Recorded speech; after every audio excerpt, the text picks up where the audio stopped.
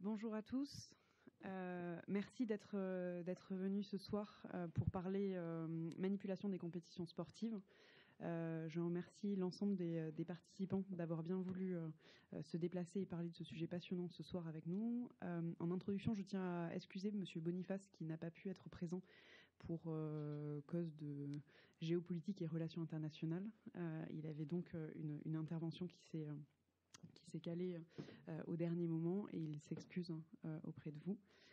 On va pouvoir du coup peut-être commencer par la présentation des différents intervenants qui sont à mes côtés. Christian Kalb, à ma gauche, expert des paris sportifs et des questions de la gouvernance dans le sport, qui est aussi chercheur associé à l'IRIS. Philippe Lafont, directeur général de l'UNFP, qui vous fera une présentation tout à l'heure des actions de l'UNFP. Cécile Mantel, responsable juridique de la Fédération française de handball, qui, elle, fera un focus évidemment sur le handball. Thierry Pujol, expert international et président de TP International Consulting, qui nous fera un focus sur les différentes initiatives en France et faire un bilan de la situation française. Et enfin, Corentin Segalen, qui est coordinateur de la plateforme nationale de lutte contre les manipulations des rencontres sportives et qui travaille à l'Argel.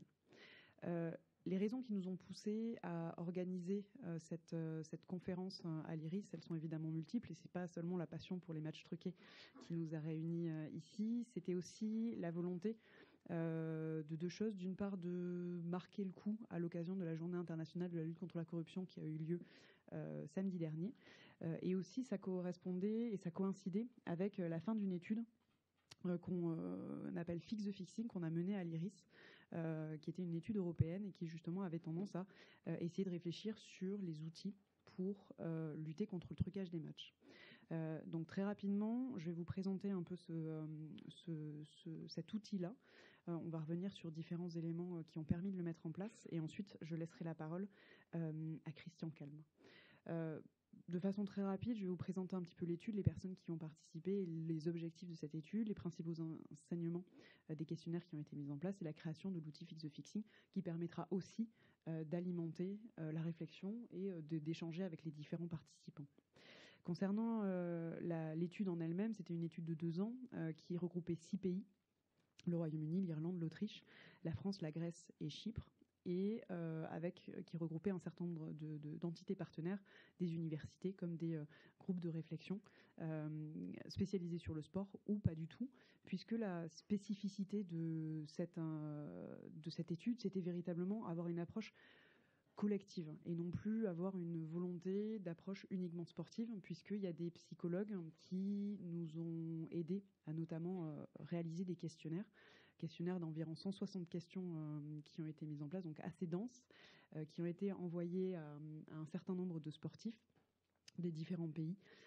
L'objectif était véritablement de comprendre un petit peu pourquoi et comment le trucage de match existait, est-ce qu'ils avaient été confrontés à ça, quelles étaient leurs sensibilités, quels étaient leurs potentiels à céder à la tentation du trucage. Et donc du coup, nous, notre objectif, c'était d'essayer de créer un outil pédagogique qui était innovant, qui était mis en ligne et qui permettait en fait d'avoir une base de réflexion pour les différents pays. Donc c'était évidemment modulable, mais ça permettait d'avoir une espèce de socle sur lequel un certain nombre d'intervenants pouvaient ensuite venir greffer des spécificités, soit nationales, soit en fonction des sports. Les résultats du questionnaire, au final, donc c'était 168 questions pour être tout à fait précis. Il y en a reçu un tout petit peu moins de 2000 réponses sur les 6 pays représentés. La moyenne d'âge des participants était de 28,8 années. C'était majoritairement des hommes qui ont répondu et c'était plutôt des amateurs qui avaient répondu à ce questionnaire, donc répartis sur ces 6 pays. Les principaux sports, ça va du football jusqu'au cricket, jusqu'au hockey, jusqu'au water-polo, en sachant que le football est très largement représenté, puisqu'il représente plus de la moitié des personnes qui ont répondu. Alors évidemment, je tiens à aussi vous informer qu'il y a parmi les réponses à ces questionnaires, il faut aussi nuancer les réponses, puisqu'il y a une divergence, une très grande disparité entre le nombre la nationalité des personnes qui ont répondu. Donc, par exemple, vous allez avoir des taux très importants pour des personnes qui ont été approchées dans des trucages de match, notamment en Grèce, pour ne citer qu'elle, avec des taux beaucoup moindres, par exemple, en France. Ce qui est intéressant avec ces résultats, c'est que on voit qu'il y a vraiment une espèce de graduation. Donc on voit avec un certain nombre de choses. Ça, c'est des chiffres sur lesquels j'ai décidé de faire un petit focus, en sachant que nous, on va publier un rapport beaucoup plus exhaustif dans les prochains jours, en redonnant l'intégralité des résultats, à la fois de façon générale, mais aussi avec un distinguo par pays. Ce qui était intéressant de voir, c'est que parmi les 6 pays qui ont été étudiés, il y en a 15% des joueurs qui ont répondu à ce questionnaire qui considèrent avoir été approchés, qui nous ont dit avoir été approchés pour truquer un match. Et pour eux, il y en a un certain nombre qui considèrent qu'il y a eu plus d'un match, jusqu'à 5 matchs maximum, qui ont été truqués au sein de leur propre compétition. Donc, alors évidemment, il faut nuancer ces questions-là. Je vous avais mis le petit drapeau français pour que vous arriviez bien à identifier. Mais ça permet quand même de voir, de visualiser un petit peu la réalité de la chose. Si on fait un petit focus français, ce qui est intéressant de voir, c'est qu'il y a 6,3% des joueurs français qui ont été au courant d'incidents de match au sein de leur équipe, alors qu'il y en a 16,3% qui ont été au courant d'incidents dans d'autres équipes, des équipes adverses de leur même championnat. Pareil, et c'est ça aussi qui nous intéresse, c'est qu'il y a 13% des joueurs qui ont entendu ou vu des informations confidentielles qui étaient partagées avec des personnes extérieures. Donc ça peut être par les réseaux sociaux, ça peut être verbalement, ça peut être par écrit, ça peut être par email, au cours de soirées, au cours d'entraînements, au cours de choses qui n'avaient pas forcément un rapport avec le sport. En revanche, ce qui est intéressant dans le focus français, c'est peut-être la différence avec un certain nombre de partenaires européens, où là, on voit qu'il y a vraiment une très forte, très large majorité des sportifs français qui estiment que leurs coéquipiers, leurs coachs, le staff des clubs, l'encadrement ne toléreraient pas les matchs truqués, alors que si on fait un parallèle à Chypre, par exemple, ou en Grèce, c'est des pourcentages qui sont évidemment beaucoup plus nuancés. La question du signalement nous intéresse aussi particulièrement, puisque ce qui est intéressant, c'est de voir qu'à peu près 70% des personnes qui auraient été approchées, 70% vont le reporter par le biais d'une hotline, par le biais d'une application mobile, par le biais d'un formulaire en ligne, puisque tout ça, ça dépend de la politique des fédérations. En revanche, ce qui est intéressant de voir, c'est que 30% des personnes interrogées françaises considèrent qu'ils ne le reporteraient pas. Tout ça parce qu'ils considèrent qu'il y a un manque de confidentialité, ou il y a des risques de menaces pour la carrière future, ou il y a des risques de menaces physiques pour ces joueurs. Donc c'est pas un chiffre qui est anodin, et je pense que c'est aussi sur ça qu'il faut aussi travailler, et c'est justement la politique qui est mise en œuvre par les différents panélistes à mes côtés, mais c'est aussi ça qui est intéressant. Concernant l'outil commun aussi partenaire, en partant de ces résultats du questionnaire, en partant d'entretiens qui avaient été menés avec un certain nombre d'entraîneurs, de joueurs, de personnes qui étaient liées au sport, on a voulu créer un outil qui, du coup, permettait d'avoir une présentation globale de comment est-ce qu'on peut arriver à lutter contre le trucage de match. Donc, on a mis en place un site internet sur lequel l'outil sera bientôt téléchargeable. C'est une version qui est pas encore complètement modifiée, mais c'est un outil qui sera téléchargeable dès la fin de l'année en ligne. L'objectif, c'était aussi d'essayer de prendre en compte l'ensemble du domaine du match truqué. C'est pas simplement la question de la corruption, c'est aussi la question de la pression sociale, c'est aussi la question du respect de la législation, de la connaissance de la législation, de l'intégration au sein d'une équipe. Et donc c'était ça aussi qui était intéressant, c'était de voir comment est-ce qu'on peut arriver à créer un outil assez protéiforme qui permettait de s'adapter à toutes les situations. Donc du coup, on l'a décliné selon certaines formes, et donc du coup sur à la fois le reporting, mais aussi sur les différents types d'approches. L'objectif, c'était aussi d'avoir que ce soit une base de réflexion à un certain nombre de personnes qui s'investissent dans le domaine du sport. Et donc, en parallèle de cet outil, de ces diaporamas, on a mis en place un espèce de module d'aide à l'utilisation qui permettait à tout club en région de France et de Navarre de pouvoir l'utiliser concrètement et de pouvoir prendre un peu ce qui l'intéressait, les modules qui l'intéressaient et les slides les exemples aussi qui pouvaient l'intéresser.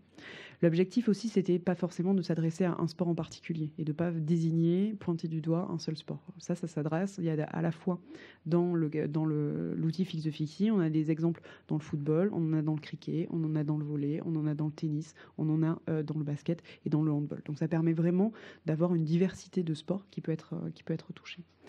Et c'est aussi ça qui est intéressant, c'est qu'à la fois il y a cette diversité du contenu, mais qui s'adresse aussi aux différents acteurs. Et donc chacun va pouvoir être adapter cette utilisation à l'utilisation qu'il souhaite en faire.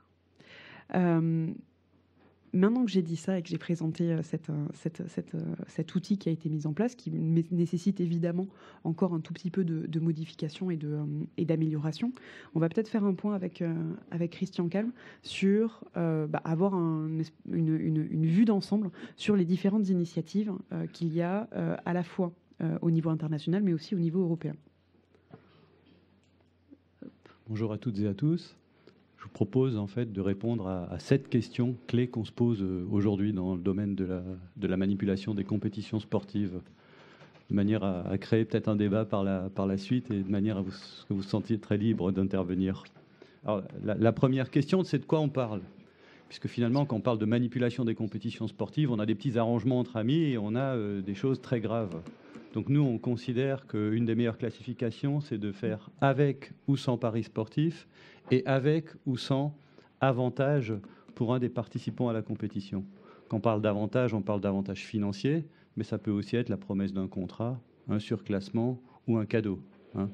Alors évidemment, quand nous, on travaille sur le sujet de la manipulation des compétitions sportives, il y en a une catégorie qui nous intéresse vraiment, c'est un enjeu majeur, c'est de lutter contre la manipulation dès lors qu'il y a un avantage clair avec des paris sportifs, parce qu'aujourd'hui, on a du crime organisé qui est en jeu. Ça, c'est le problème.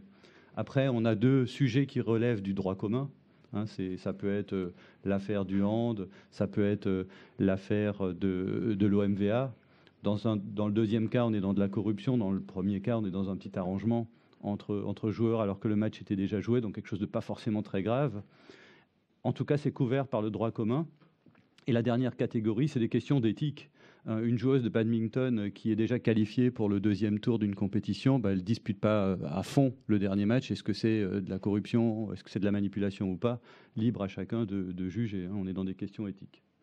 Deuxième question, est-ce qu'on a vraiment un problème? Parce que souvent, comme le problème est récent, la question est récente, on se demande s'il y a vraiment des éléments quantitatifs. La réponse, c'est oui. Aujourd'hui, que ce soit des outils comme ceux qui existent, qui sont développés par Sport Radar ou GLMS, qui sont des systèmes de monitoring de paris sportifs évolués, avec une très bonne fiabilité. C'est, en gros, quand vous êtes détecté par ce type d'outils, vous êtes à peu près sûr que le match a été manipulé. Jamais sûr à 100%, mais aujourd'hui, il commence à y avoir une jurisprudence au tribunal arbitral du sport qui démontre que c'est le cas. Donc oui, il y a un problème, très clairement. Et aujourd'hui, il y a 2 sports qui sont très fortement touchés, notamment vis-à-vis du crime organisé, c'est le foot et le tennis. Il y a aussi un autre sport qui est touché, qui ne concerne pas directement la France, c'est le cricket, mais les 2 sports, c'est le foot et le tennis. Troisième question, c'est finalement quel est le vrai problème? Le vrai problème, c'est le crime organisé, qui a vu qu'il y avait une source de profit nouvelle avec l'évolution des technologies modernes et notamment d'Internet, et qui utilisent les paris sportifs, qui sont donc un outil. Ils ont des points forts et des points faibles. Ils utilisent les points forts, et notamment le manque de régulation des paris sportifs, pour se servir de ça. Et ils ciblent le sport. Le sport aussi, parfois, a des fragilités. En France, on est plutôt très bien couvert. On a un code du sport, on a des lois de partout qui encadrent plutôt bien les choses. Nos voisins, la plupart, n'ont pas ça. La DNCG, ça n'existe pas ailleurs. C'est un modèle français. Donc, il y a des faiblesses et le crime se sert de ça. Juste pour vous donner un exemple, une slide qu'on montre souvent, c'est combien c'est compliqué. Ça, c'est l'affaire du calcioscomese italien. C'est l'affaire des paris, des manipulations de compétitions sportives en Italie. On part de Singapour, on arrive via des mafias d'Europe centrale à trouver des corrupteurs pour le foot italien. On fait circuler l'argent à travers le monde, on parie partout et on récupère des sommes immenses. Juste pour vous montrer, c'est très sophistiqué. Donc on est dans quelque chose de particulièrement complexe. Alors qui peut lutter aujourd'hui contre la manipulation des compétitions sportives? Beaucoup de monde, à commencer par les sportifs eux-mêmes. Dès lors qu'ils sont au courant que ça peut leur arriver, on a déjà fait 90% du boulot. Surtout quand ils savent que quand ils rentrent dans une affaire de manipulation, ils n'en sortent pas facilement. Ils ont des devoirs, ils ont des responsabilités de plus en plus importantes. Il faut peut-être aussi arrêter de leur demander d'être des parangons de vertu en permanence. Ce n'est pas toujours évident. Alors les dirigeants sportifs, eux aussi, ils ont une image médiatique, ils ont en plus l'image de leur sport à préserver. Donc évidemment, ils peuvent influer sur des outils et ils peuvent mettre en place des outils. On dit souvent qu'un dirigeant sportif qui agit de manière intègre et éthique, il fait 90% du chemin. Il ne règle pas tous les problèmes, mais il règle 90% du chemin, ce qui est pas mal. Ensuite, il y a les pouvoirs publics, évidemment, avec tout un arsenal possible qu'on connaît et qui existe de dispositions légales. Ensuite, il y a les médias qui peuvent soutenir, condamner, qui emploient, vous le savez mieux que moi, beaucoup très fort aujourd'hui dans la société moderne et qui peuvent aujourd'hui en fait amplifier, mettre en lumière ou minimiser les affaires. Enfin, il y a les entreprises dont on parle assez peu souvent, les sponsors, qui auraient leur mot à dire puisqu'ils sont parmi les premiers financeurs du sport aujourd'hui et qui peut-être sont encore un petit peu absents aujourd'hui. Ce sera peut-être une des voies d'avenir. En tout cas, beaucoup d'institutions aujourd'hui peuvent intervenir. Alors, est-ce qu'on va y arriver ? Alors, en général, dans ces présentations-là, on a toujours un mot optimiste pour dire oui, bien sûr, on a plein d'outils pour y arriver. Ça ne va pas être si simple que ça. Parce qu'on a des gens qui sont extrêmement bien organisés, qui sont globaux, internationaux, qui ont beaucoup d'argent et qui maintenant ont vraiment mis le sport dans leurs activités au même titre que la drogue, la prostitution ou d'autres outils. Aujourd'hui, Europol a recensé le sport parmi les 10 outils de diversification majeurs du crime organisé. Donc c'est quelque chose qui ne va pas être simple pour les États. On peut y arriver, mais ça ne va pas être si facile. Alors quels sont les outils ? Les outils, vous les connaissez sans doute tous. On est principalement d'un côté dans des outils de prévention et d'éducation, d'information, et de l'autre côté dans des outils de sanction. Donc la sanction, elle peut être pénale au niveau d'un État ou elle peut être disciplinaire au niveau d'une fédération sportive. Donc les outils, ils existent. Ils sont bien connus. Aujourd'hui, en France, ils sont plutôt bien mis en place. Il y a ici énormément de bonnes pratiques. La Ligue de football professionnel est une bonne pratique. La Fédération française de hand est une bonne pratique. La Fédération française de tennis est une bonne pratique, reconnue au niveau international, mais il ne faut pas être seul. Quand on est seul, on ne peut pas y arriver. Et évidemment, il faut la volonté. La volonté, c'est le sujet clé. Pour finir, quels sont les défis au plan international ? Le premier défi, c'est de réussir à bien se coordonner au niveau international et au niveau français. On va voir tout à l'heure une intervention de Corentin Ségalen. C'est évidemment très important ce que fait aujourd'hui la plateforme nationale française qui protège vraiment le sport et qui a mis en place tous les outils nécessaires. Aujourd'hui, il faut évidemment encore aller plus loin et essayer de pousser cette fameuse convention du Conseil de l'Europe qui n'a pas encore été suffisamment ratifiée. On pourrait même proposer à la France de la ratifier, même s'il existe un risque juridique. Voilà, ça c'est une des voies possibles. Le deuxième sujet, c'est de soutenir à fond le projet du Conseil de l'Europe qui s'appelle Keep Crime Out of Sport Plus. Donc c'est la suite du projet qui a déjà existé. C'est un projet dans lequel la France est très impliquée. C'est d'ailleurs important que la France soit un des acteurs majeurs de ce projet.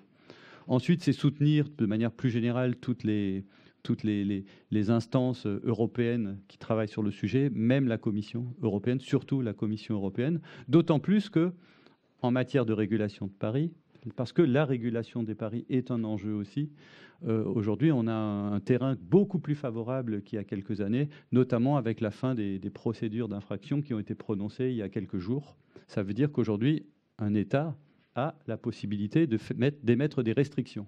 Et ça, c'est très important.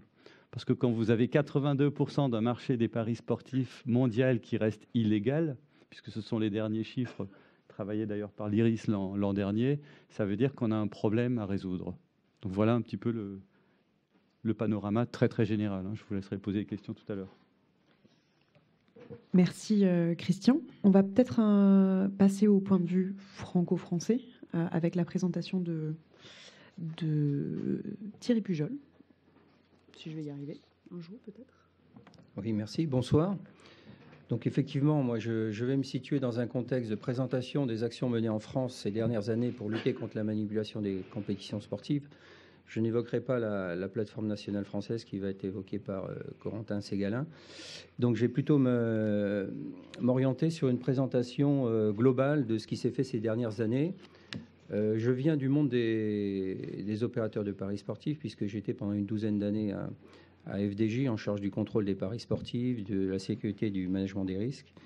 Et c'est la raison pour laquelle ces dernières années, j'ai un peu pu voir l'évolution de ce qui se passait dans ce contexte.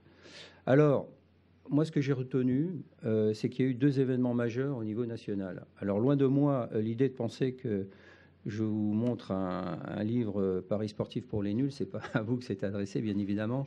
Mais sachez que dans ce genre de livre, on regarde plutôt comment faire des bonnes affaires en pariant et en ayant les meilleurs types de paris, même s'ils n'existent pas et s'ils ne sont pas adressés en France. En revanche, on ne sait pas ce qui s'est passé réellement, on n'évoque pas ce qui se passe vraiment en termes d'événements majeurs dans notre pays. Alors, le premier événement, c'est évidemment la création de l'autorité de régulation des jeux en ligne, l'ARJEL, le 12 mai 2010, qui a eu pour objet effectivement de réduire toutes les opérations illégales menées par les opérateurs de paris sportifs jusqu'à présent, jusqu'à cette date. Il y en avait quand même une bonne vingtaine qui opéraient, minimum, qui opéraient dans le pays. Il y en avait beaucoup plus en fait, et de manière beaucoup moins, on va dire de manière beaucoup plus confidentielle. Et également un 12 mai, comme quoi le 12 mai, c'est une date importante pour les paris sportifs en France. Le match de handball Cesson-Montpellier, qui a été quand même, qui a fait l'objet d'une prise de conscience importante, considérable de la part des parties prenantes, puisque jusqu'à présent, il y avait évidemment des petites affaires, des petits cas, mais vous vous souvenez bien de l'événement médiatique que tout cela a entraîné, et cette prise de conscience qui a entraîné également en France un changement des mentalités, également des prises de décision fortes en termes de lutte contre la manipulation des compétitions sportives.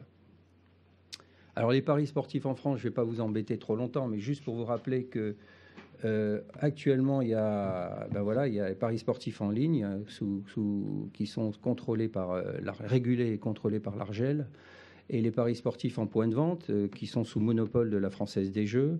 Bon, vous avez ici les chiffres d'affaires, c'est pas bien important pour le sujet qui nous intéresse, mais ça s'équilibre. D'année en année, les paris sportifs en ligne prennent de l'importance, c'est normal, c'est l'évolution du digital, du numérique. Les jeunes sont plus portés vers le numérique que d'aller prendre des tickets dans les points de vente. Il y a toute une évolution qui se fait. Et ce qu'il faut retenir, c'est que il y a eu, en gros, depuis 2010, une bonne dizaine d'alertes sérieuses en France et qui a touché principalement le football. Normal également, parce que le football, c'est le marché numéro 1 en termes de mise et en termes de prise de paris sportifs en France et en règle générale dans le monde entier. Alors, moi, je vais vous reprendre l'exemple de la FDJ. Quand on parle d'alerte, il faut être prudent.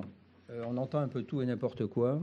Une alerte pour un opérateur de paris, c'est un événement qui ne peut pas justifier à son niveau sur le plan technique. Ça ne va pas plus loin que cela. C'est-à-dire qu'il y a des systèmes de contrôle qui sont mis en place qui font qu'à un moment donné, vous avez un événement qui sort des ABAC, qui sort de ce système de contrôle et qui fait qu'il faut le regarder de manière beaucoup plus fine pour bien s'assurer qu'il n'y a pas un exemple commun. Vous avez des parieurs qui prennent des risques, c'est comme tout dans la vie, et qui vont parier fortement sur celui qui n'est pas favori. Donc ça, c'est un cas qu'il faut regarder de plus près, et ce n'est pas pour autant que le match est truqué. Je vous ai mis ces deux chiffres qui sont passés en 2014, 39 alertes et 4 dossiers transmis aux autorités. Donc vous voyez bien qu'il y a tout un travail pour un opérateur de paris sportif responsable de s'assurer que les alertes qui vont être transmises aux autorités de régulation sont vraiment avérées. Et ça ne sert à rien d'en rajouter, de mettre des chiffres. On sait déjà que c'est assez important comme problème. On sait qu'il se passe des choses, ce n'est pas la peine d'en rajouter. Donc 4 dossiers transmis, qui veut dire que là, il faut faire une enquête, une investigation et mener plus avant. Et c'est ce qui a été fait d'ailleurs au niveau du service central des courses et jeux, un service central spécialisé de la police, et également au niveau de l'Archel. Alors quelques cas intéressants, hein, je ne vais pas trop m'attarder, mais juste pour vous rappeler que moi j'en ai sélectionné 4, peut-être que toi Corentin, tu en as d'autres en tête. On était ensemble à la plateforme, on en a vu d'autres, mais j'ai surtout relié cela. Moi, je me souviens des matchs de Ligue 2. Vous voyez, les Ligue 2, pardon, la LFP, je ne veux pas diaboliser sur vous, mais bon, voilà. Un match Caen-Nîmes, 1-1 partout, qui avait suscité évidemment des prises de paris très très fortes sur le non-favori. Et puis, il y a eu des suites d'ailleurs dans cette affaire. Et on s'est rendu compte que finalement, il y avait une petite entente entre les deux clubs parce que c'était un match de fin de saison. Vous voyez, le mois de mai, c'est un mai récurrent dans nos affaires. Le 11 mai, ils auraient pu faire le 12 d'ailleurs, ça m'aurait facilité les choses. Lens, Istres, pareil, 2-2. Là, effectivement, tout d'un coup, on transmet une alerte à l'Argel. C'est retransmis à la télévision, notamment sur BFM. Il y a 2-0 à la mi-temps et ça allait. Et les paris étaient pris dans le sens du vainqueur, d'un vainqueur potentiel. Et tout d'un coup, c'est revenu à 2-2. On n'a jamais su pourquoi. Il y a peut-être eu un miracle qui s'est produit dans les vestiaires pour éviter que le score ne tombe sur une investigation potentielle qui allait inévitablement échouer. Vous avez un prix, j'ai pris 2 cas. 32e de la Coupe de France, le Poiré-sur-Vie, Viry-Châtillon, ça fait un peu du buzz. C'était en janvier. Ouais, ils ont été... Mais là, c'était les 32e. Et c'est une particularité, c'est qu'à partir des 32e, vous avez la possibilité de parier en France, c'est autorisé. Mais vous avez encore des clubs qui ne sont pas professionnels. Et comme par hasard, là, il s'est passé un petit souci. Il y a une enquête en cours. Je ne vais pas plus loin. Je ne saurais préjuger des résultats de cette enquête. Mais toujours est-il que le gagnant n'était pas celui qui était prévu. Et enfin, le national, Fréjus-Colomiers, vous l'avez vu récemment dans l'équipe notamment, une enquête de plus de 3 ans qui a débouché sur 2 mises en examen de joueurs de Fréjus, parce qu'il y a eu 4-0 tout d'un coup, avec des buts inexplicables. Moi, je les ai vus en vidéo, on se demande le gardien, enfin il devait être amoureux, je ne sais pas, il devait penser à autre chose. Mais toujours est-il que des buts ont défilé à une vitesse grand V pour une défaite. Et ce qui fait que, voilà, donc enquête en cours. Ce qu'il faut retirer de tout ça, c'est que plus vous descendez dans les divisions, et plus le risque est grand. C'est ça que je voulais vous dire. Alors, que représente l'intégrité du sport pour un opérateur de paris sportif ? Vaste question. J'ai essayé de la résumer dans un slide. Et vous voyez, elle est bien remplie. Et je pense que je n'ai pas tout mis. C'est beaucoup de choses, l'intégrité du sport, quand on prend les choses à cœur. Notamment, c'est quand on veut préserver l'ensemble la qualité de l'événement en cours et préserver les acteurs, notamment, qui participent à cet événement. Nous, opérateurs de paris sportifs, on doit faire des choses. On doit faire des choses, notamment en amont. Il y a une nécessité de rencontres sécurisées. Évidemment, on ne va pas... Comme je le disais à l'instant, plus vous allez bas au niveau de la qualité des divisions, plus le risque est grand puisque les gens ne touchent pas d'argent. Donc c'est une facilité pour eux de toucher de l'argent, de manipuler leur match.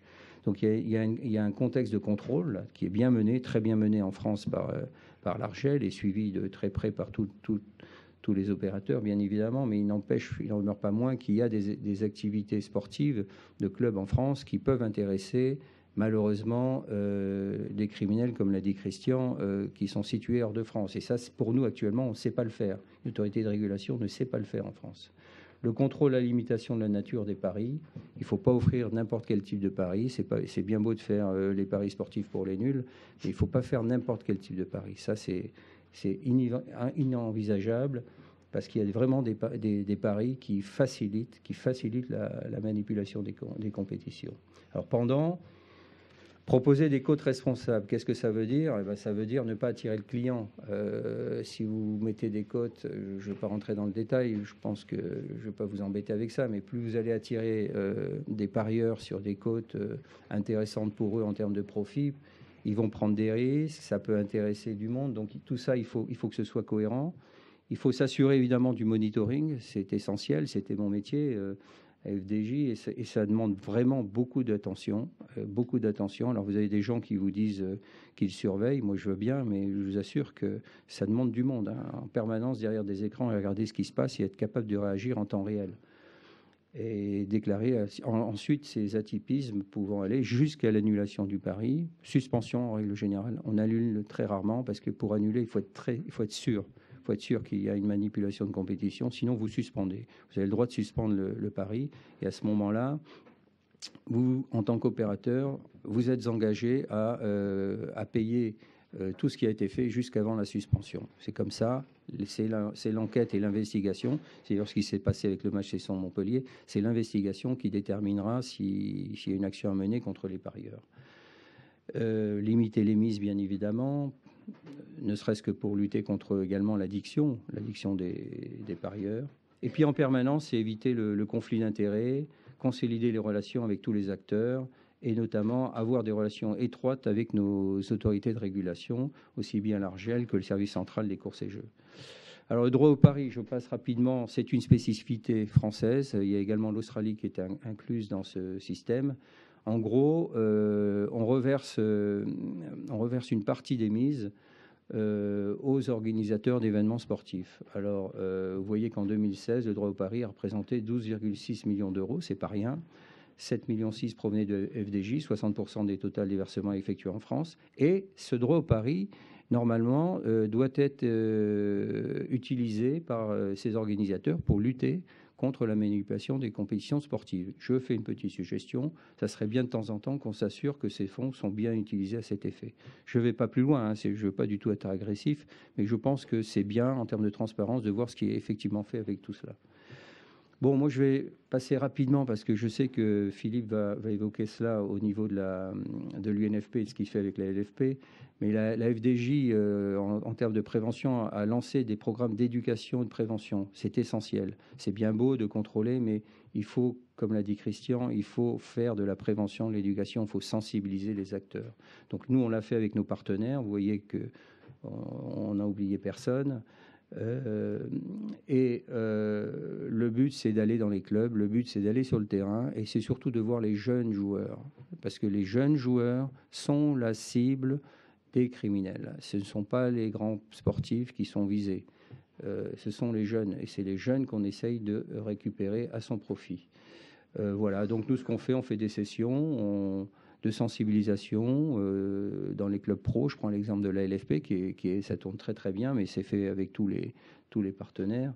On fait une séance de sensibilisation de 10 minutes, présentation d'un PowerPoint où on explique un peu les règles liées à l'utilisation des paris sportifs.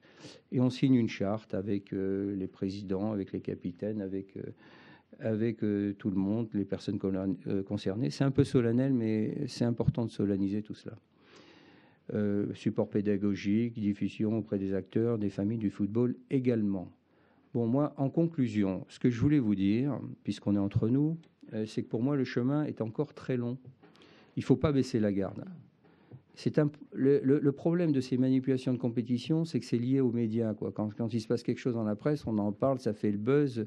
Mais après, quand on n'en parle plus, eh ben, on retombe dans les habitudes. Et puis, eh ben, c'est là où est vraiment le danger. C'est le silence et ce qui ne se fait pas entre deux grands événements. Moi, mes suggestions, elles sont de renforcement. J'en ai 3. Déjà au niveau de la régulation, je trouve que ce qui se fait en termes de régulation, évidemment, est très bien en France. Mais je pense qu'il faut encore l'accentuer. Là, il y a une autorité de régulation des jeux en ligne. Et bien, pour moi, il devrait y avoir une autorité unique sur l'ensemble des paris sportifs en France, aussi bien en point de vente, réseau physique qu'un jeu en ligne. Il ne devrait y avoir qu'une seule autorité qui devrait s'assurer de tout cela et contrôler tout cela avec des systèmes et des moyens pour inspecter ce qui se fait dans les réseaux, pour inspecter ce qui se fait auprès des opérateurs de jeux en ligne. unicité pour gagner du temps et pour être plus efficace. Renforcer également la prévention, comme je le disais. C'est bien beau d'aller dans un club, mais vous savez, il y a un tel turnover dans ces clubs que si vous n'y allez pas régulièrement avec les équipes, tout est oublié. Et ça doit être fait de manière régulière et récurrente, avec des vraies actions et des vrais comptes rendus adressés, je pense, à une autorité morale responsable qui devrait s'assurer que la prévention et l'éducation est bien faite auprès notamment des jeunes joueurs sportifs, quelle que soit leur fédération, quelle que soit la ligue dans laquelle ils sont impliqués. Et enfin, et ce n'est pas le moindre, renforcer la coopération au niveau international. Il y a des plateformes nationales qui fonctionnent bien entre elles, qui échangent bien entre elles, mais tout ce monde-là devrait échanger. Je vous ai évoqué GLMS, c'est un groupement d'opérateurs de paris sportifs, ils sont 29 à travers le monde.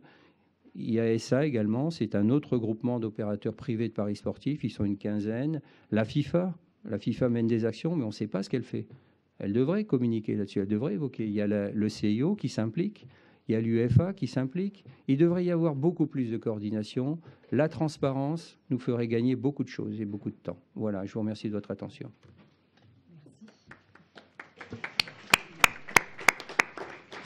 Merci beaucoup, Thierry Pujol. Corentin Ségalen, je vous laisse la parole. Bonsoir à tous. Donc, je m'appelle Corentin Ségalen. Je travaille à l'Argel. Pardon, je travaille à l'Argel. Non, c'est pas grave. Je travaille à l'Argel, à l'autorité de régulation des jeux en ligne. Et effectivement, depuis le janvier 2016, je coordonne la plateforme nationale de lutte contre la manipulation des compétitions sportives. Si vous avez après des questions, parce que je ne sais pas quels sont tous vos profils, enfin, je connais certains d'entre vous et je m'excuse déjà de refaire une présentation qui va peut-être qu'ils auront déjà peut-être vu. Mais si vous avez des questions, n'hésitez pas à m'appeler. Je vous ai mis mon adresse email. Alors, donc la plateforme nationale créée le 28 janvier 2016, elle est sous la présidence de la ministre des Sports, Laura Flessel, et elle se divise comme ça en deux formations.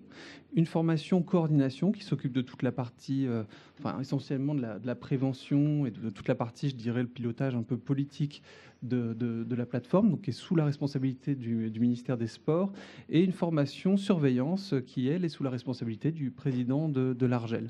Alors vous voyez, là, on retrouve à chaque fois les mêmes grands membres dans chaque plateforme. Donc le mouvement sportif représenté avec le CNOSF ou les fédérations délégataires, l'Argel, la Française des Jeux, l'AFA, l'Agence française anticorruption, le SCCJ, donc c'est la police nationale, le service central des courses et jeux, le parquet national financier, Tracfin pour tout ce qui est blanchiment, et bien sûr, et c'est très important, vraiment j'insiste dessus, sur les représentants des athlètes qui en fait nous donnent énormément d'informations. Donc sur la partie, je vais aller sur la partie formation de surveillance. Vous voyez, donc ça, ce sont les 5 grands acteurs. Alors l'Argel, bien sûr, l'autorité de régulation qui est en lien avec, je vais en parler dans un instant, le groupe de Copenhague et avec tous les opérateurs de paris sportifs.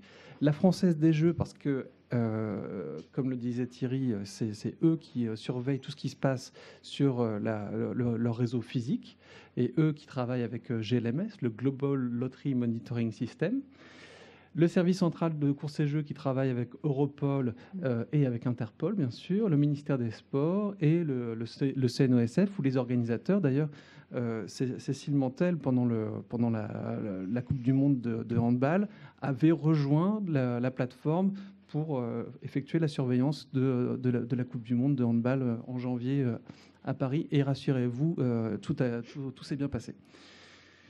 Alors, vous le voyez aussi, chacun sait ce qu'il fait dans cette plateforme. On a l'habitude de travailler ensemble et chacun sait ce qu'il fait. Donc, l'Argel et la Française des Jeux surveillent les paris et les mises, donc de manière même géolocalisée. On a des alertes quand on a des ruptures de cotes. Le service central de courses et jeux mène bien sûr les enquêtes et s'occupe de tout ce qui est renseignement policier, parce que voilà, ils peuvent avoir des gens sous écoute et qui parlent qui vont parler d'une manipulation, et à ce moment-là, ils vont tout de suite nous alerter. Et les lanceurs d'alerte, en fait, sont gérés par le mouvement sportif et par le ministère des Sports, c'est aussi très important, qui nous fait aussi l'analyse sportive. Donc on a une plateforme sécurisée qui nous permet d'échanger, qui est gérée par le ministère des Sports. Et en fait, on travaille essentiellement par mail et par téléphone de manière très régulière. Maintenant, je passe au groupe de Copenhague. Alors, vous voyez, ça, c'était en juillet 2016. On n'était pas très nombreux. On était à Copenhague. Ils ont des magnifiques peintures dans le bureau du ministère de la Culture. Et donc, nous étions 6 pays présents à Copenhague. Et on a décidé ensemble, donc 6 pays avec 6 plateformes nationales. Et on s'est dit, voilà, les plateformes nationales qui sont créées, je le rappelle, par l'article 13 de la Convention de Macolin. Ces plateformes nationales, leur objectif, effectivement, c'est de s'intégrer dans un réseau international. Donc là, on a les Belges, les Danois, les Espagnols, les Anglais, qui est-ce que j'oublie, et les Finlandais, bien sûr.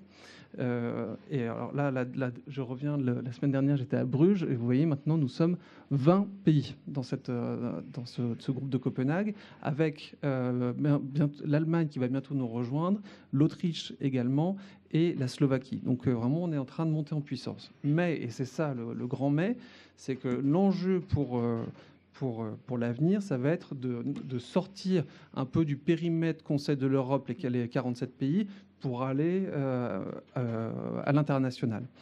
On va le faire grâce au projet Keikous Plus, Keep Crime Out of Sport Plus, qui donc va commencer le 1er janvier et pour laquelle la France et la plateforme française va contribuer à hauteur de 150 000 €. Donc ce n'est pas rien.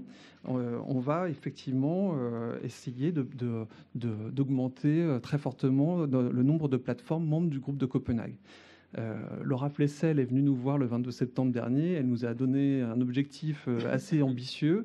40 plateformes pour les Jeux olympiques de Tokyo 2020 et 80 plateformes pour ceux de Paris 2024. Donc voilà, en même temps, si on continue sur notre lancée, en fait, on voit que c'est faisable puisqu'on accueille environ 10 pays par an.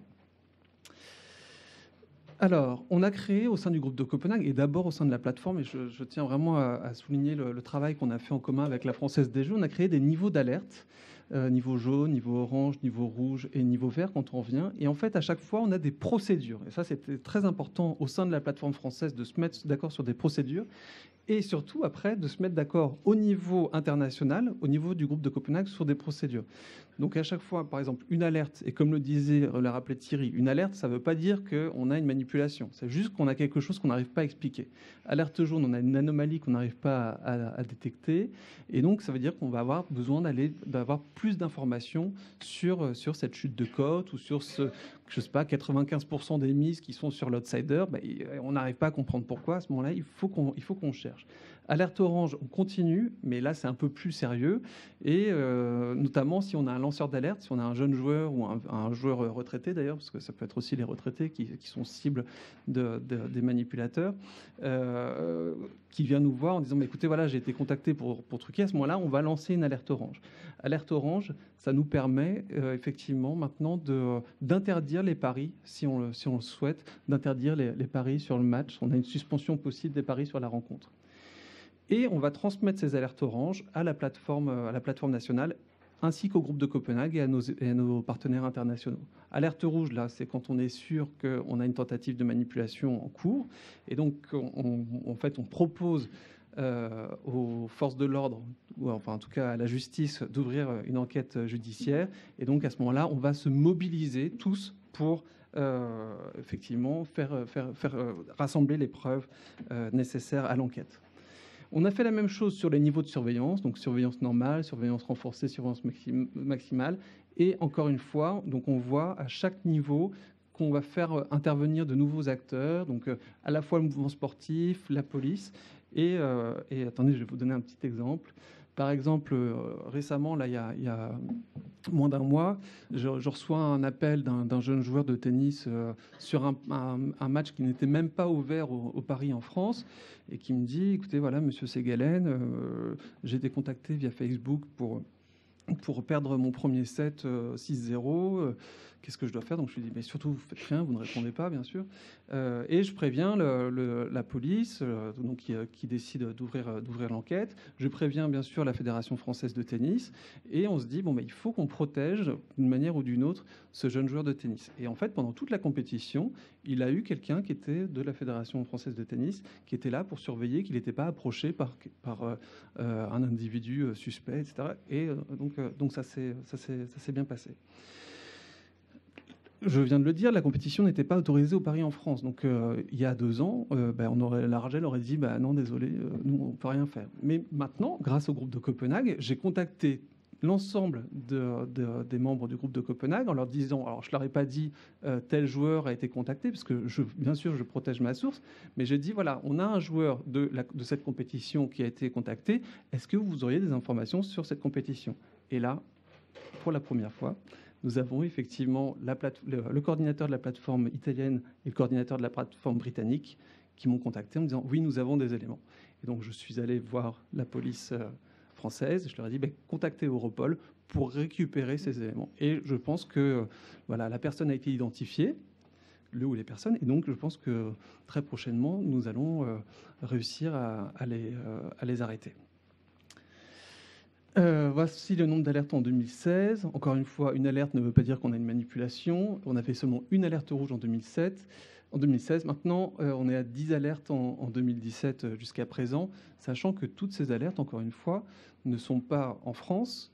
Donc, ce sont sur des paris qui sont ouverts en France. Donc, toutes ces alertes ne sont pas en France. Et surtout, toutes ces alertes ne sont pas proposées aux paris en France. En fait, on n'a qu'une seule alerte cette année qui était proposée aux paris en France. Une alerte rouge, j'entends. Autre outil que nous avons créé, c'est une notice type en fait, pour s'envoyer très rapidement des informations. Ça prend 30 secondes pour la remplir, 30 secondes pour la lire. Voilà, ça permet de n'oublier aucune information et de l'envoyer sur la plateforme sécurisée qui est ici, la plateforme sécurisée danoise, qui en fait est ouverte à tous les membres du groupe de Copenhague.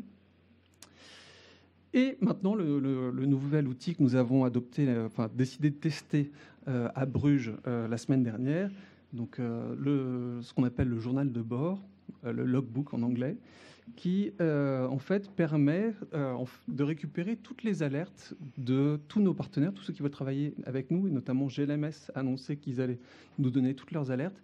Et ce qui permet en fait, par exemple, la plateforme lettonne reçoit une alerte jaune. La plateforme portugaise reçoit une alerte jaune sur le même match, ainsi que la plateforme italienne.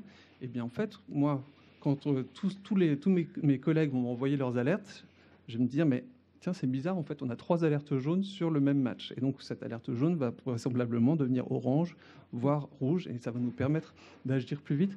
Et surtout, c'est assez rigolo, ton truc, Thierry, sur tous les matchs qui reviennent au mois de mai, etc. Et bien ça, on va le voir sur tous les sports.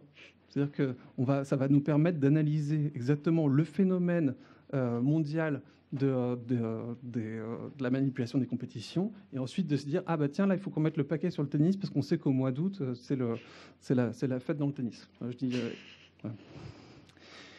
Donc voilà, ça c'est sport par sport. Vous voyez les petites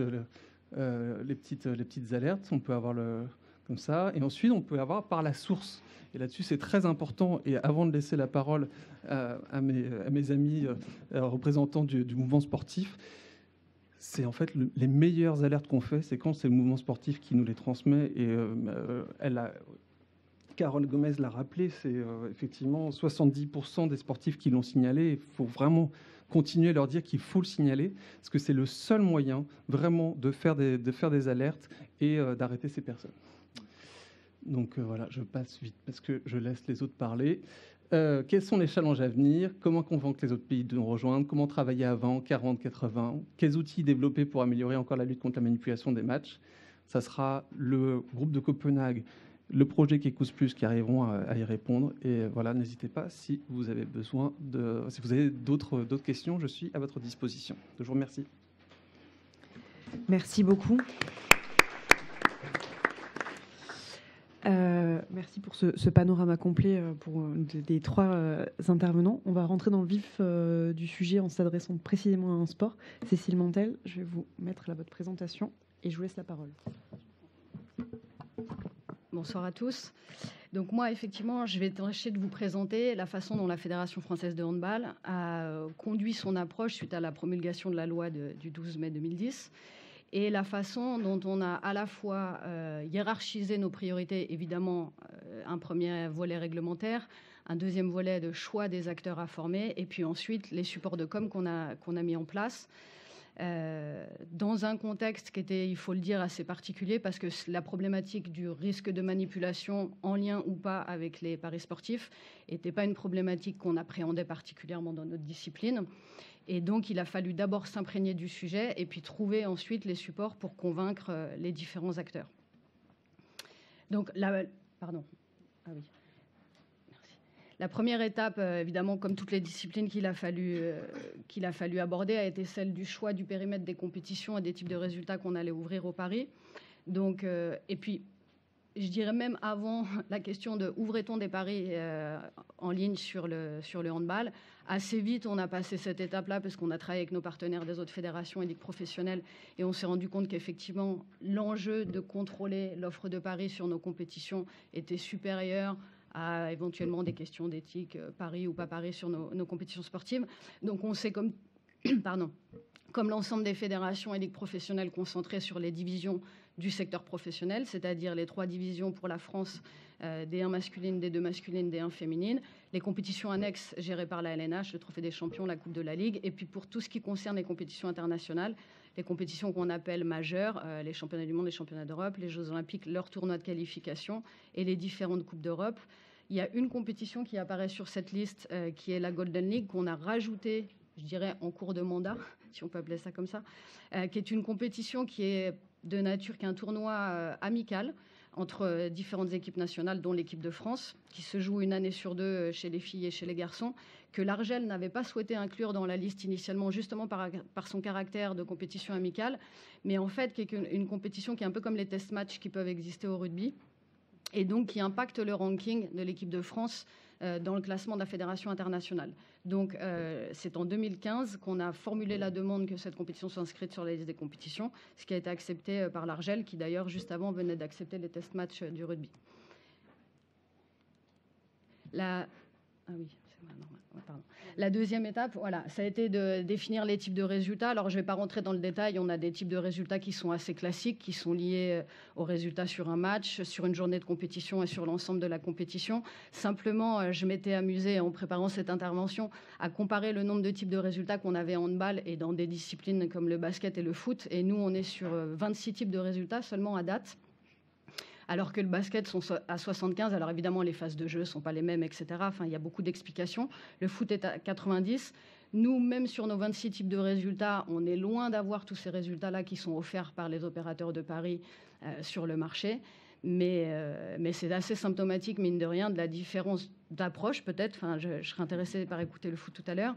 C'est une liste, et là aussi de manière empirique, qu'on a été amené à faire évoluer, notamment suite à l'affaire sur le handball.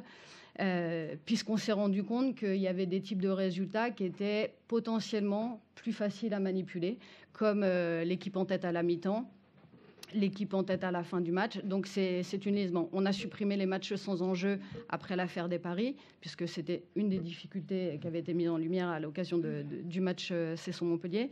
On est allé vers une notion d'écart exact de but à la mi-temps d'une part et à la fin de match.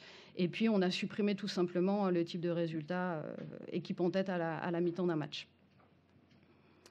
Alors, juste un petit point à date. Aujourd'hui, pareil, comme toutes les fédérations sportives, on a l'ensemble des opérateurs agréés par l'Argel avec lesquels on a contractualisé, donc qui sont autorisés à proposer des paris sur le handball. Tous ne le font pas ou tous ciblent les compétitions. On a par exemple très peu de paris qui sont ouverts sur la division 2 masculine. On a la majorité des paris qui sont ouverts sur la D1 masculine, et la D1 féminine, c'est variable. À l'occasion d'une compétition majeure comme le championnat du monde qui s'est tenu en France en janvier dernier, là, il y avait tous les opérateurs avec lesquels on avait contractualisé à part, puisqu'il nous a fallu l'autorisation de la Fédération internationale. Et évidemment, là, tout le monde était intéressé par proposer des paris sur cette compétition.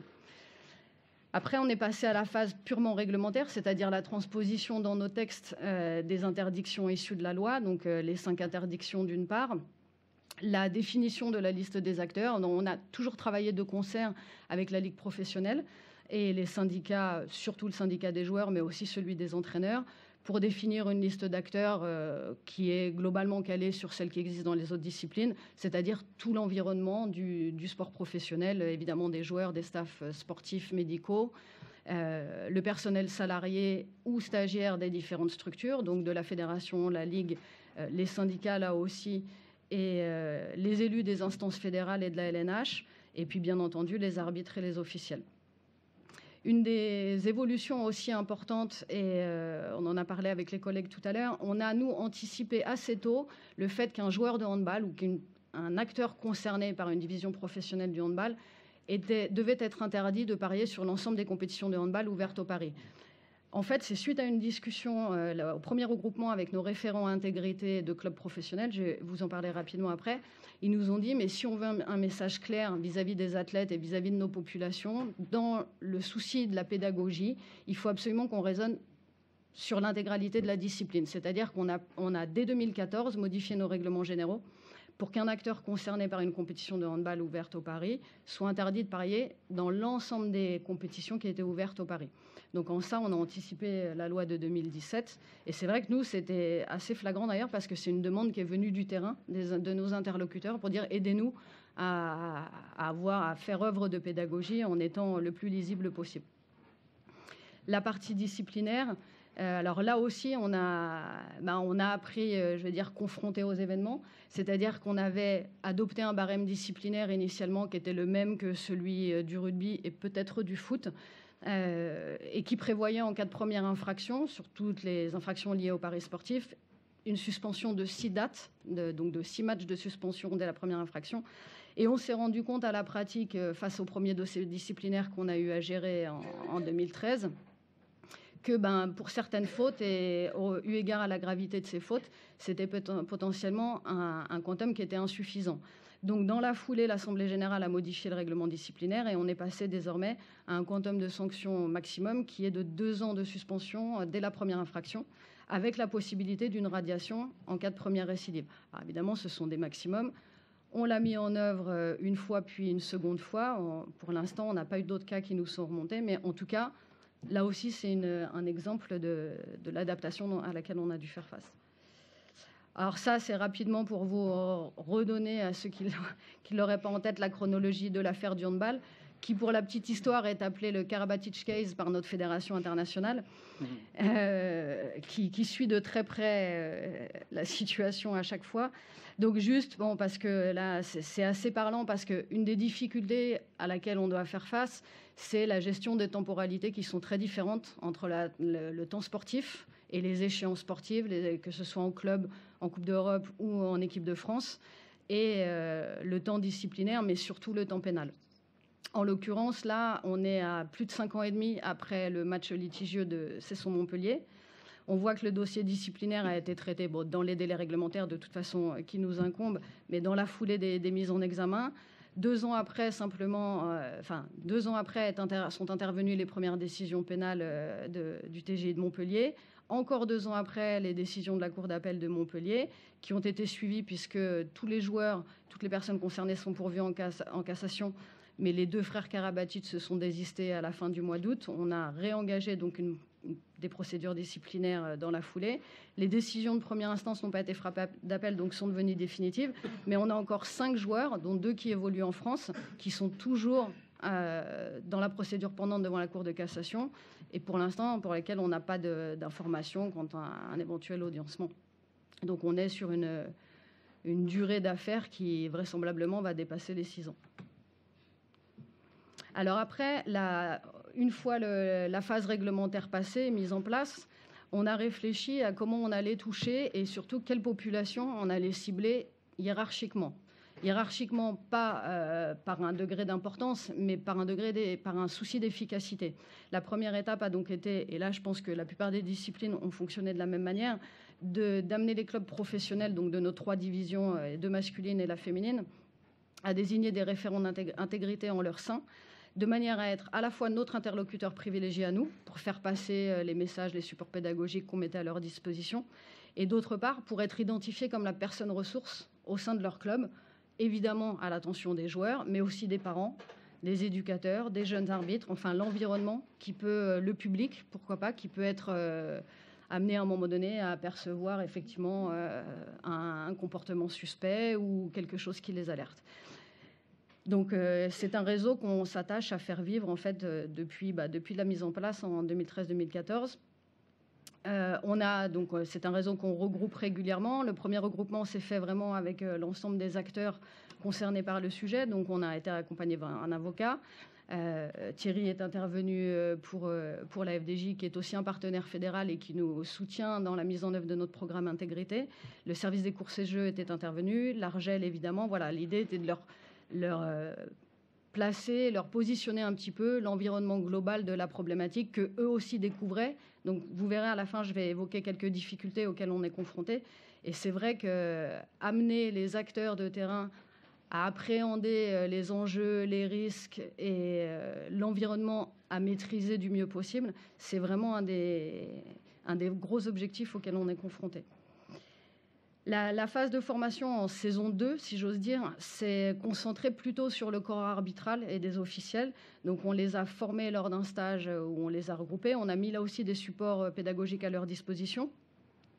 On a fait une deuxième action qu'on a d'ailleurs coordonnée avec notre fédération européenne et internationale, c'est-à-dire qu'on a supprimé les noms des arbitres et des délégués qui étaient désignés pour officier sur les différents matchs à venir, dans l'idée d'essayer de supprimer une tentation possible de se rapprocher du corps arbitral en vue de tel ou tel match pour éventuellement organiser une action. Voilà. Donc, c'est aussi la première année où on a organisé un croisement de fichiers, donc concentré sur les joueurs professionnels de première division masculine, qui s'est révélé négatif. Mais c'était un premier biais d'évaluation de notre politique de formation. On a poursuivi, donc là je vais passer assez vite, effectivement c'est le réseau des référents intégrité qu'on continue d'animer avec un regroupement qui s'est fait au siège de la FDJ. Et puis on a ciblé d'autres athlètes plus jeunes, comme disait Thierry tout à l'heure. Il y a un vrai enjeu dans l'arrivée dans le monde professionnel, faire identifier que le risque de manipulation et d'atteinte à l'intégrité d'une compétition fait partie des risques à appréhender. On a utilisé la saison dernière le levier de la compétition d'envergure du mondial qu'on a organisé en France, notamment pour promouvoir encore davantage nos supports pédagogiques et notamment en proposant des versions trilingues, donc à la fois en message LED, en flyer, en fiches pratiques. Voilà, on a tout fait traduire en anglais et en espagnol. On a exploité au maximum les supports de communication dont on dispose à la fédération. Je vais passer assez vite parce que ça, c'est des supports classiques, site internet, revue fédérale. Et alors, l'un des gros outils qu'on a mis en place, alors, ce qui peut paraître un peu tardivement parce qu'on ne l'a lancé qu'en novembre 2015, mais parce que ça a demandé de la prise de connaissance de l'environnement, de la construction évidemment des contenus. C'est un site internet et une appli mobile Handclean qu'on a développé à la fois à destination de notre population handball, mais aussi qui se veut multidisciplinaire. C'est-à-dire que vous irez jeter un coup d'œil si vous le souhaitez, il y a des panoramas des affaires de ce trucage survenues dans le monde, il y a des expériences partagées, on a utilisé beaucoup le support vidéo pour essayer d'être le plus attractif possible, y compris pour des jeunes populations. Donc voilà, on essaye d'être le plus exhaustif possible. Ce sera jamais parfait, mais on essaye de développer ces outils-là. Les perspectives pour la saison en cours, c'est toujours poursuivre les croisements de fichiers. On espère pouvoir, vous allez me dire ça dépend que de nous, mais effectivement il faut qu'on le mette en œuvre, cibler des populations type les arbitres ou les joueurs de centre de formation qui pour l'instant n'ont pas fait l'objet de croisements de fichiers. Je ne sais pas si ça a fait l'objet de croisements de fichiers dans les autres disciplines. Ce serait intéressant à savoir. L'idée aussi, évidemment, c'est qu'on arrive à avoir le témoignage maintenant que les décisions pénales et disciplinaires sont définitives pour les frères Karabatic, qu'on arrive à les faire témoigner de leur expérience parce qu'il n'y aura jamais mieux qu'un joueur pour parler à un autre joueur. Et puis qu'on transpose, on organise une nouvelle compétition majeure en décembre prochain. Donc voilà, qu'on transpose ce qu'on a mis en place avec toujours la plateforme aussi nationale. Quelques difficultés et limites aussi auxquelles on a été confrontés. Moi, je vous l'ai dit tout à l'heure.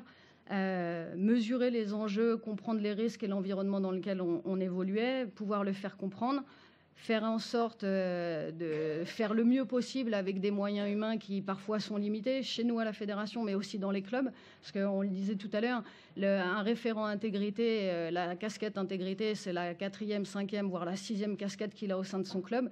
Donc sur une problématique qui n'est pas quotidienne, il faut réussir à éveiller chez lui de la vigilance, simplement, et qu'il identifie un parcours de remontée d'informations. Un des vrais enjeux maintenant, c'est pour nous de renouveler les contenus dans les formations qu'on fait avec nos athlètes. Concrètement, récemment, quand on va voir des jeunes athlètes d'équipe de France féminine, ils nous disent « Ah, vous allez encore nous parler des paris sportifs ». Donc, ils ont tous à peu près maintenant eu au moins 1 ou 2, voire 3 sessions de formation en début de saison avec le syndicat des joueurs. Et donc, on a un vrai enjeu de se renouveler pour toujours qu'ils gardent cette veille et cette vigilance. Il ne s'agit pas de dramatiser la situation. Je crois vraiment à la transversalité entre disciplines sportives, c'est-à-dire réussir à faire témoigner des tennisman, des footballeurs, etc., des handballeurs vers d'autres disciplines, parce que une fois de plus, c'est vraiment les athlètes qui doivent parler aux athlètes. Et puis, mine de rien, je voulais aborder aussi rapidement un point, parce que dans l'outil qu'a présenté Carole, il y a l'enjeu de la manipulation non liée au paris sportif. Et aujourd'hui, dans le sport, je pense qu'en football, c'est pareil, on a une stratégie sportive parfois qui est de, entre guillemets, choisir l'adversaire à affronter au tour suivant. En ce moment, se déroule le championnat du monde féminin. Et c'est un système de poule avec ensuite des huitièmes de finale à élimination directe. Et c'est vrai qu'on est confronté, comme dans des compétitions à élimination directe, à des équipes qui gèrent un dernier match de poule pour choisir l'adversaire qu'elles jugent le plus approprié à affronter et à battre. Donc ça fait aussi partie des questions voilà, qu'il faudra qu'on évoque. Bon, désolée si j'ai un peu dépassé, à votre disposition. Merci beaucoup. Pour terminer, et ce n'est pas la moindre des choses hein, que de parler de football hein, aujourd'hui.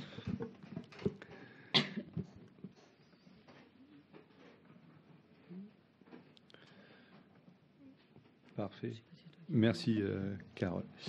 Je vais vous présenter en complément de ce qu'ont déjà dit tous mes collègues et surtout Thierry et Christian, avec qui le syndicat et la Ligue de football professionnel se sont associés pour transmettre.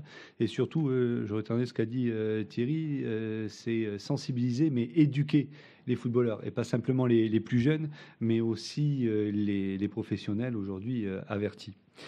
Alors, le programme de prévention de l'UNFP avec la Ligue et la FDJ intervient déjà depuis 4 ans maintenant, au-delà de la sensibilisation qui était déjà faite depuis un bon nombre d'années par le syndicat.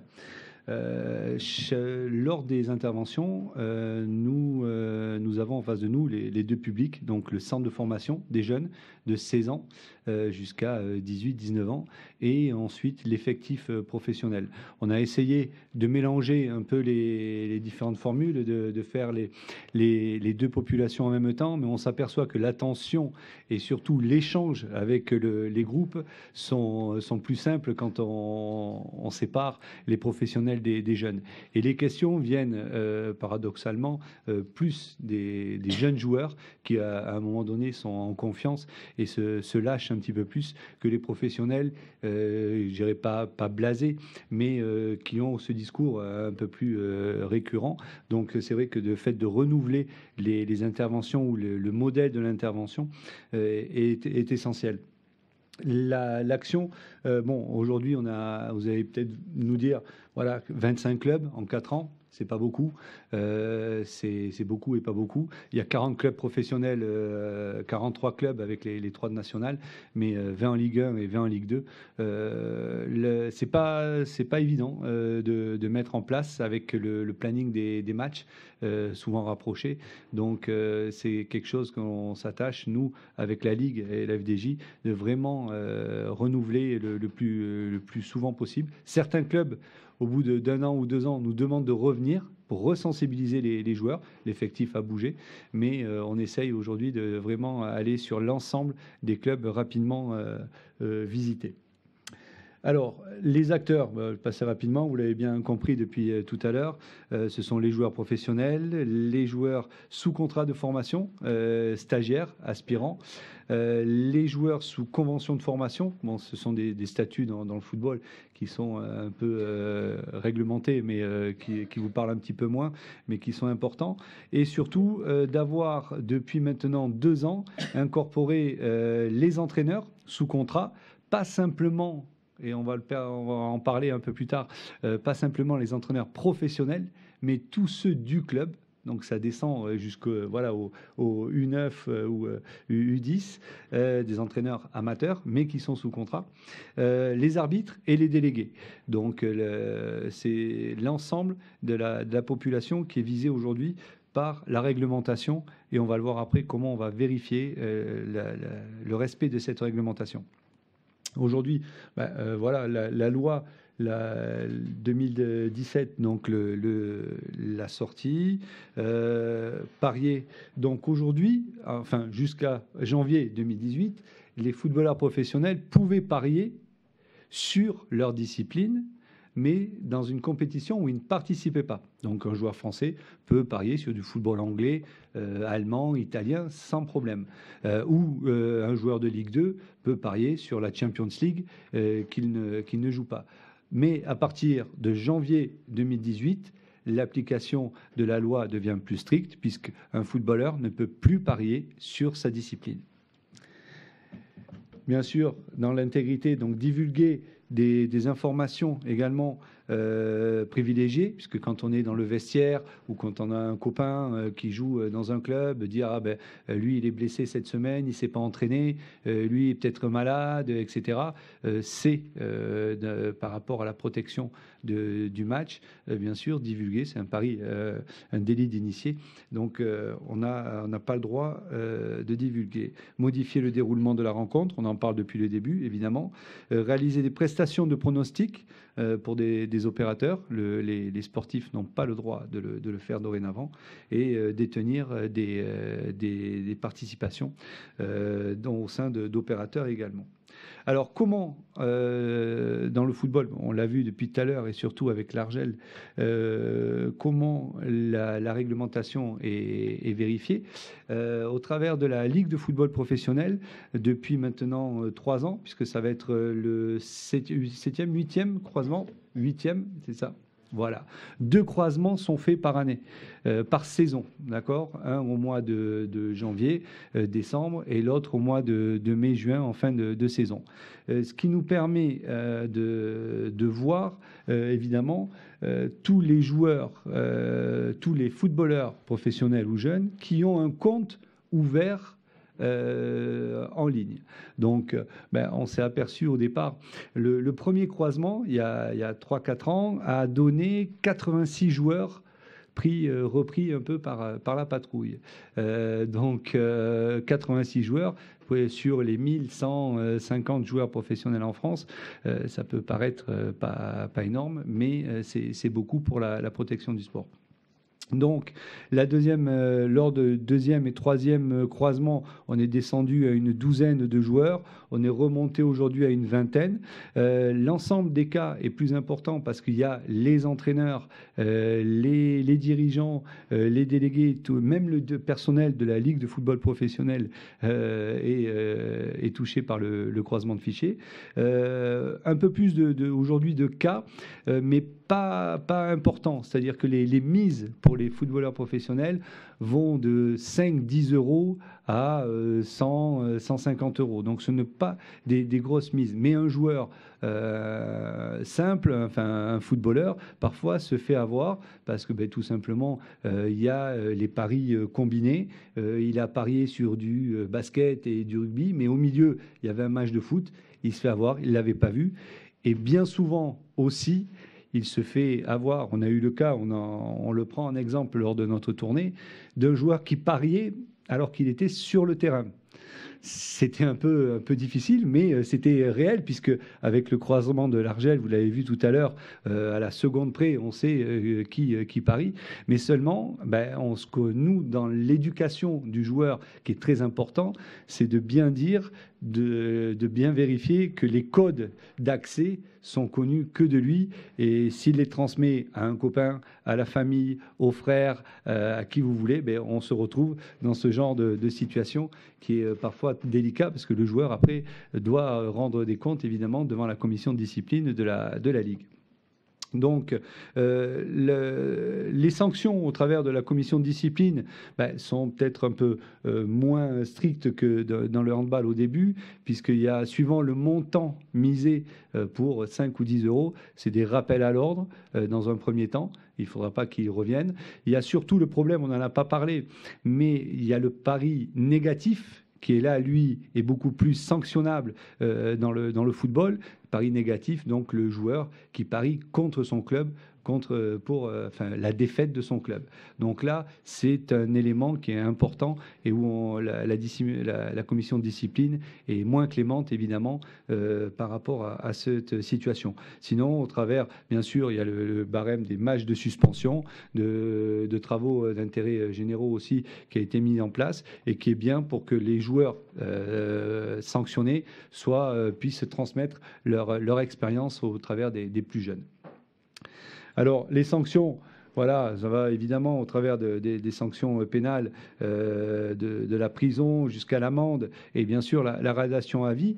Mais moi, ce que je voudrais, au-delà des sanctions, je dirais financières et sportives, c'est encore une fois ce que nous, au travers de la tournée des clubs, on veut bien faire comprendre au niveau des joueurs, c'est l'image. L'impact, bon, on l'a bien vu au travers du cas du handball et des frères Karabatic, c'est l'image aujourd'hui que toutes les décisions de la Ligue au travers de la commission de discipline sont rendues publiques. Donc les clubs, les médias rendent publique la sanction du joueur qui a parié dans le football. Donc au travers, encore une fois, de l'image du joueur, on lui fait comprendre que c'est sa carrière qui est en jeu. Au-delà, bien sûr, si c'est un pari plus élevé et négatif, la radiation, c'est de son contrat. D'accord ? Demain, l'application de son activité, il ne pourra plus la faire en France, c'est la radiation. Au travers de sa famille, l'image, on l'a vu encore une fois dans toute la déclinaison et l'impact au niveau de la presse qu'a eu l'affaire Karabatic, la famille, les enfants sont impliqués. Il y a toutes ces implications. Il y a également, bien sûr, une chose toute simple, c'est aujourd'hui, on leur dit, vous êtes les garants de l'intégrité du football. On l'a vu avec toute l'histoire en Italie, les tribunes se sont vidées. Le football italien, aujourd'hui, la fréquentation est moins importante. Aujourd'hui, en France, on a déjà du mal à avoir du monde. Il faut amener les gens dans les stades. Et c'est important que le football, les gens croient aux résultats et qu'ils soient vraiment intègres. Et au-delà de ça, ce qu'on dit aux joueurs, c'est que qui vous paye aujourd'hui ? Votre employeur, d'où vient l'argent ? L'argent vient des droits télé. Si demain, les télés ne croient plus aux résultats, il n'y a plus d'argent dans le football. Et vous n'avez plus de contrat et vous n'êtes plus payé. Donc aujourd'hui, ce sont les moyens vraiment de les toucher au travers de leur carrière, du comportement qu'ils doivent avoir. Et puis, au-delà de ça, on sait très bien que ce que fait, peut-être que, voilà, là, il y a eu le handball, mais ce que va faire un rugbyman ou un basketteur sera sûrement moins repris par la presse que ce que fera un footballeur. Et on l'a vu sur différents cas, différentes histoires précédemment. Le footballeur fait rêver la presse et il n'a pas droit. Lui, c'est un saint. Il n'a pas droit à juste franchir ou mordre la ligne. Il doit vraiment être un exemple. Donc aujourd'hui, ça va au-delà de l'intégrité, mais surtout de la protection du sport dans le football. Juste pour terminer, on a parlé aussi de l'approche qui se fait peut-être plus facilement dans des sports individuels, on l'a vu comme le tennis, mais la chose vraiment essentielle pour le footballeur qui est approché, aujourd'hui, voilà, évidemment, plus facilement par les réseaux sociaux et tout ce qu'on veut, c'est de pouvoir en parler. Donc la mise en place, comme dans le handball, de référents intégrité par la Ligue qui suit ça et qui forme dans chaque club un référent intégrité est très important. Ce qui permet déjà une chose toute simple, c'est de rassurer le sportif. Il peut en parler. Donc avant, il doit en parler, voilà, à son coach, à ses parents, à la police, mais de pouvoir l'exprimer et de ne pas le garder et de vivre seul cette situation d'approche et de trucage. Et dernière chose, on n'en a pas trop parlé, mais Thierry un petit peu, c'est l'addiction. pour certains par rapport, alors là on n'est pas sur l'intégrité mais plus sur les paris sportifs, mais l'addiction de certains est grande au jeu. Donc nous avons mis en place au sein de l'UNFP une cellule psychologique depuis maintenant 5 ans et qui permet aux footballeurs anonymement de pouvoir téléphoner et d'avoir un psychologue en face de lui, enfin au téléphone, et pour pouvoir lui expliquer sa situation et d'avoir, si besoin, un rendez-vous et tout un programme d'aide derrière qui va le désensibiliser, je dirais, aux paris sportifs. Voilà. Donc, c'est l'ensemble des actions qui ont été mises en place. Et la dernière, voilà, on la voit pas trop sur le... C'est une affiche que l'on met en place, nous, dans tous les clubs, centre de formation et vestiaire de professionnels, qui permet, voilà, alors on parie que tu vas tout perdre, en rappelant certains points de la réglementation, mais c'est le côté dérision pour pouvoir un peu vraiment leur faire prendre conscience que le pari aujourd'hui peut ruiner une carrière et ruiner leur sport. Voilà. Merci beaucoup à tous les intervenants. Il nous reste pas beaucoup de temps, mais on va essayer de prendre quelques questions pour essayer de répondre à vos interrogations, si vous en avez évidemment. Monsieur.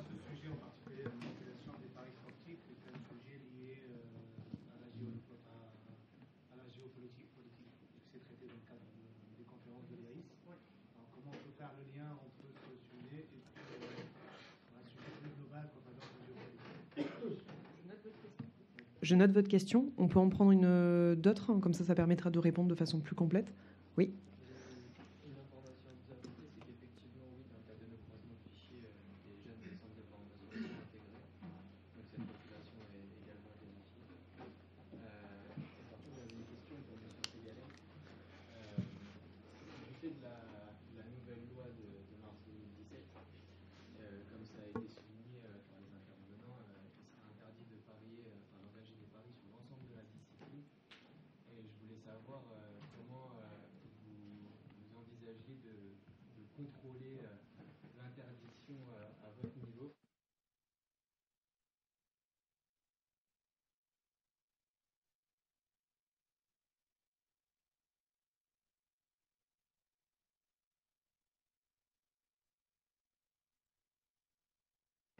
Merci. Est-ce qu'il y a une dernière question? Alors, Sarah, au fond.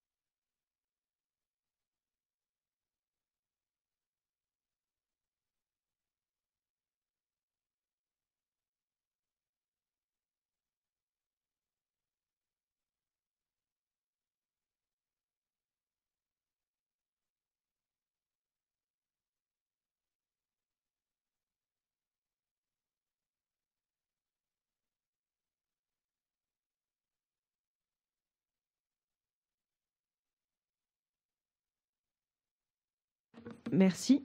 On va peut-être laisser la parole à Corentin Ségalen pour répondre sur la question posée à l'Argel. Et ensuite... Alors oui, merci beaucoup. Non, mais effectivement, j'avais pas pu parler de tout sur le groupe de Copenhague et les Bulgares, effectivement, avec leur présidence qui était présent à Bruges. Les Bulgares nous ont fait ces annonces et on ne peut effectivement que s'en réjouir. Comment on envisage le contrôle de l'interdiction à notre niveau dès le 1er janvier? Mais en fait, on va rester aussi sur une collaboration avec vous, croisement de fichiers. Enfin, nous, on est les prestataires de services. Donc, vous allez nous dire, voilà, toutes ces personnes n'ont pas le droit de parier et on va faire le croisement de fichiers et on va, voilà, ensuite, ça sera de votre responsabilité de les sanctionner. Alors, la dernière fois qu'on l'avait fait, il y avait pas tout de suite la sanction, c'était d'abord de l'éducation. Donc, je pense que voilà, vous faites comme vous voulez, vous êtes autonome. Voilà, je pense que... Alors, je vais peut-être répondre, juste prendre la parole concernant la géopolitique. Pourquoi est-ce qu'on s'intéresse à ça? Vous le savez, l'IRIS est un centre de recherche spécialisé dans les relations internationales. On a un pôle sport qui est assez actif depuis plus particulièrement une dizaine d'années sur à la fois les questions d'intégrité, les questions de gouvernance.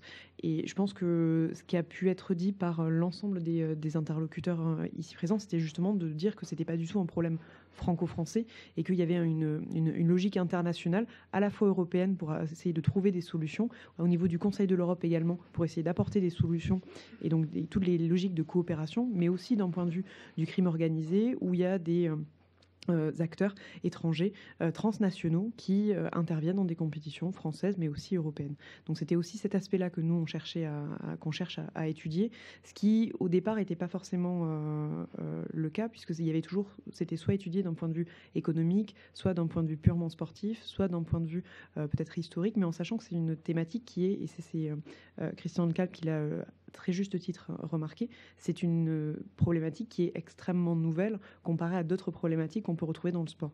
Donc du coup, les premiers pas sont toujours un peu plus compliqués. Et donc c'est aussi pour ça qu'il est nécessaire d'avoir une approche vraiment pluridisciplinaire pour essayer d'avoir la réponse la plus adéquate apportée. Christian, je pense que tu voulais répondre à la question concernant les paris en ligne, ainsi que Thierry qui voulait aussi compléter. Le marché des paris sportifs dans le monde, c'est entre 500 et 1000 milliards d'euros, selon les sources, si on est optimiste ou pessimiste, sachant qu'il y a 80% du marché qui reste illégal. C'est donc un marché déficient aujourd'hui. Alors si on prend l'évaluation de 500 milliards d'euros, il y a à peu près 35% qui est joué sur Internet, donc en ligne, et le reste en réseau physique ou dans la rue, puisqu'il y a aujourd'hui un marché de rue qui est très important en Asie, aux États-Unis, en Amérique du Sud, mais aussi dans des pays comme l'Italie ou l'Allemagne. Et en France, on est sur du 50-50. Oui, c'est ça. Oui, juste une notion pour dire quand même que, pour revenir à la notion de croisement de fichiers, puisqu'on est là un petit peu en think tank, si j'ai bien compris, ça serait intéressant de bien prendre en compte qu'actuellement, on ne croise les fichiers que sur le jeu en ligne. On ne croise pas les fichiers sur ce qui se fait en point de vente. Pour une raison bien simple, c'est qu'on ne connaît pas notre client. FDJ ne connaît pas ses clients, il ne connaît que ses gagnants.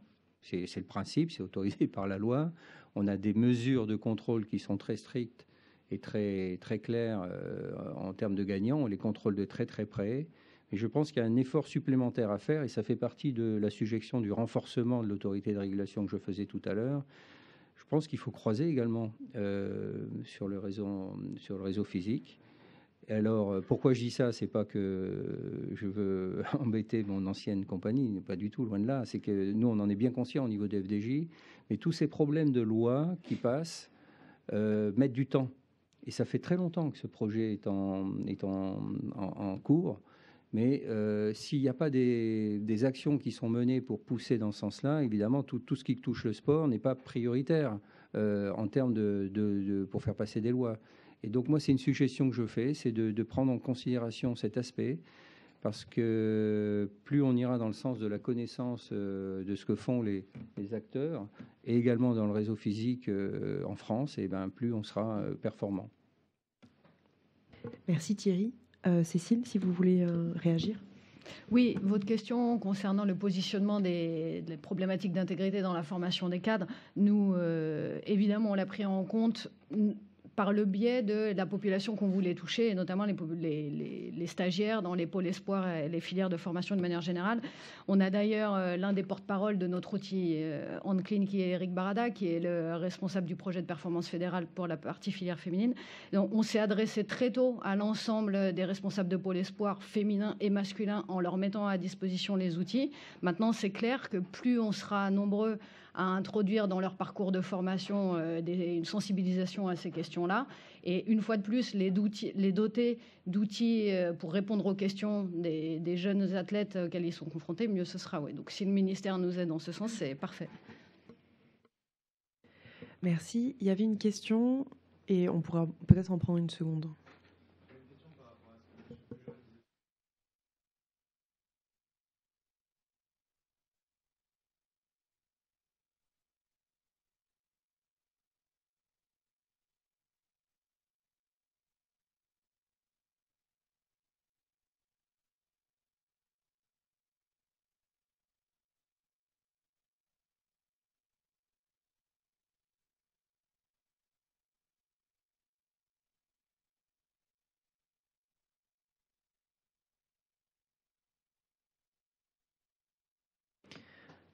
Juste avant de répondre, est-ce qu'il y a une autre question où on laisse le... Oui. Monsieur.